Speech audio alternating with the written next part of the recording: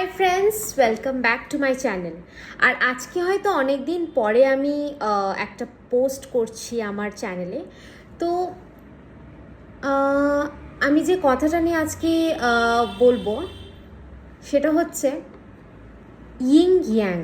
এবার এই কথাটা হয়তো তোমরা বা এই চিহ্নটা হয়তো অনেকজন দেখেছো। এবার এই চিহ্নটা হচ্ছে একটা জাপানিজ সিম্বল, যেখানে বলা হয় যে প্রত্যেকটা ভালো মানুষের মধ্যে কিছুটা খারাপ থাকে আর প্রত্যেকটা খারাপ মানুষের মধ্যে কিছুটা ভালো জিনিস থাকে।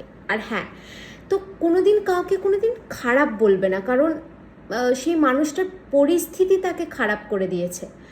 আর কোনো মানুষ অতটাও ভালো না, কারণ যারা একটু বেশি সুন্দর বা ভালো করে কথা বলে তাদের মধ্যেও কিছু খারাপ থাকে।